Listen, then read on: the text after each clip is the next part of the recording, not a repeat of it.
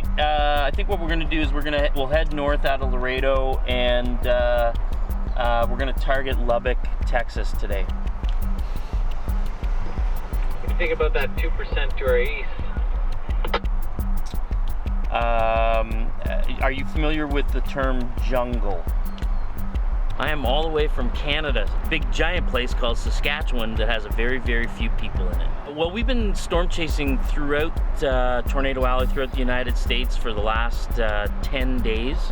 And yesterday's forecast, the only place in the United States that had any real hope of seeing a tornado was pretty much a target right over top of Laredo. So we drove down here yesterday afternoon, and I think kind of scared people a little bit driving the tornado trucks through town, but I believe that the forecast verified pretty well, because Laredo took a direct hit from a very intense storm with 75-mile-per-hour winds and heavy rains, lots of flooding, and as we see in the morning as we're driving around, fairly significant tree damage and flood damage, and even some buildings that sustained some damage as well. So I think the forecast verified, and what we do is travel wherever there's going to be really crappy weather.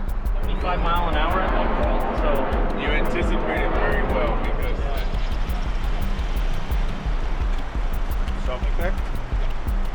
We use a bit of a combination of our own forecasting and forecasting from the National Weather Service, which allows us to target or pinpoint the most likely place in the United States for severe weather. So whether that's Kansas or Mississippi or Texas, that's where we go. We have a laptop that's hooked up in the truck. We have a satellite receiver on the truck, which brings in the information and allows us to get real-time data about the storm, how it's behaving, where it's going, what direction it's traveling, and how fast it's moving. And that allows us to be in a position where we can stay safe in the event that there is a tornado. We also have cameras. We got probably a dozen cameras at any given time running on the truck. And then on the vehicle, it's kind of interesting, we have a roll cage. This roll cage is tied into the frame of the vehicle. We've never had to test it in a real life situation. However,